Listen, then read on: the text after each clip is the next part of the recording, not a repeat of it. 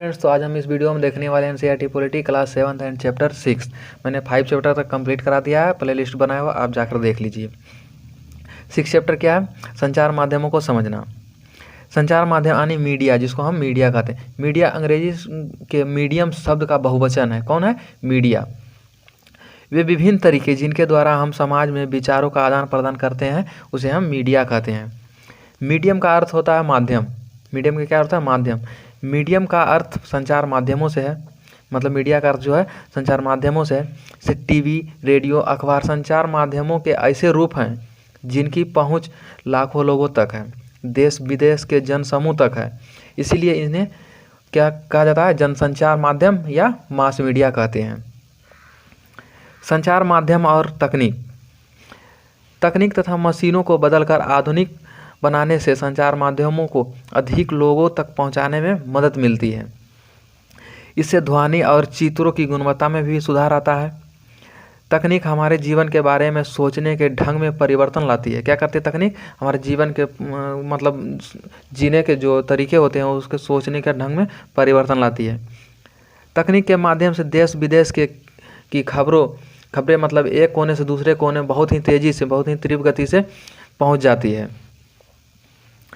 संचार माध्यम और धन, मतलब संचार माध्यम में धन व्यय, मतलब कितना धन खर्च होता है उसका। संचार माध्यम द्वारा उपयोग में लाई जाने वाली विभिन्न तकनीकें अत्यंत खर्चीली होती है। क्या होता है? बहुत ही खर्चीला होता है।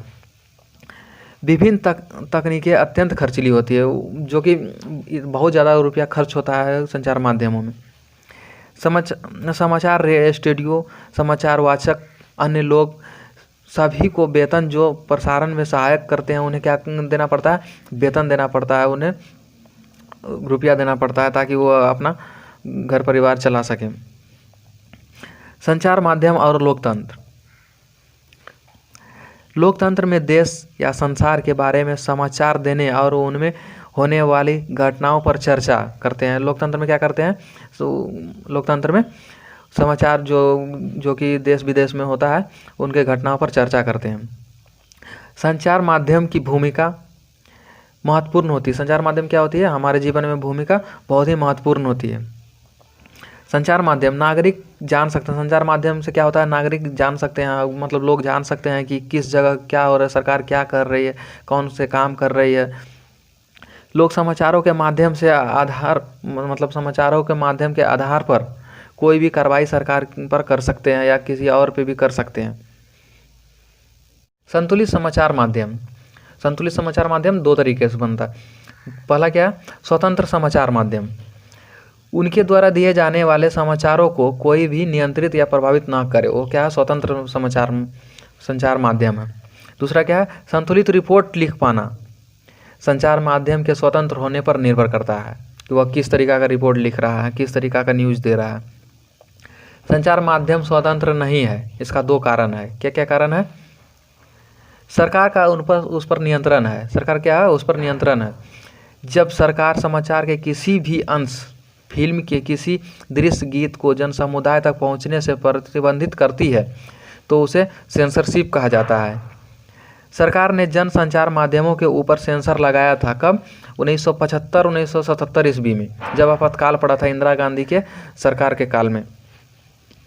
दूसरा क्या? मसौदा तय किया जाना, मतलब टीआरपी जिसको कहते हैं, टेलीविज़न रेटिंग पॉइंट। टीआरपी का फुल फॉर्म होता है टेलीविज़न रेटिंग पॉइंट। कुछ खास विषयों पर ध्यान केंद्रित करके समाचार माध्यम हमारे विचारों, भावनाओं, कार्यों को प्रभावित करता है और हमारा ध्यान उन मुद्दों पर आकर्षित होता है। कई बार ऐसी घटनाएं हो जाती है जब संचार माध्यम उन विषयों पर हमारा ध्यान केंद्रित कराने में असफल रहता है। क्या रहता है? असफल रहता है, जो जीवन के लिए महत्वपूर्ण है। उदाहरण के लिए, पीने का पानी हमारे देश की एक बहुत बड़ी समस्या है। लोगों ने जो पढ़ा उसका निष्कर्ष निकल कर आया कि प्रजातंत्र के नागरिक के रूप में हमारे जीवन में संचार माध्यम बहुत ही महत्वपूर्ण भूमिका निभाते हैं। मतलब लोकतंत्र में हमारा समाचार क्या है? संचार माध्यम बहुत ही महत्वपूर्ण भूमिका निभाता है, क्योंकि संचार माध्यम के द्वारा ही हम सरकार के कामों से संबंधित विषयों के बारे में सुनते हैं, जो उनके बारे में जानते हैं कि सरकार कौन सा कार्य कर रही है, कौन सा योजना चला रही है। यदि सरकार चाहे तो संचार माध्यम को किसी घटना की खबर छापने से रोक सकती है। सरकार चाहे तो क्या कर सकती है, किसी घटना को खबर छापने को रोक सकती है। उसे सेंसरशिप कहा जाता है। आजकल संचार माध्यम और व्यापार का घनिष्ठ संबंध होने से संतुलित रिपोर्ट का प्रकाशन में आना कठिन है। क्या है, अभी संचार जो माध्यम है और व्यापार जो घनिष्ठ संबंध हो गए हैं, मतलब घनिष्ठ मित्र हो गए हैं, इसलिए वह क्या है, प्रकाशन में उसका जो संतुलित रिपोर्ट है वो नहीं आ पाता है।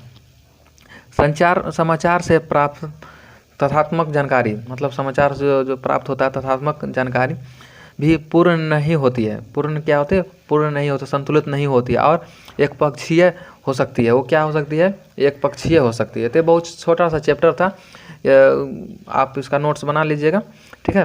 तो हम फिर से पोज कर देते हैं। और वीडियो कैसा लगा, वीडियो अच्छा लगा होगा तो लाइक कीजिए, सब्सक्राइब कीजिए और बहुत ज़्यादा से ज़्यादा शेयर कीजिए। आप लोग सपोर्ट कीजिए, कमेंट कीजिए कि वीडियो कैसा लगा, मेरा नोट्स कैसा लगा आपको। इसी तरीक़ा से मैं सभी नोट्स तैयार कर रहा हूँ, ठीक है।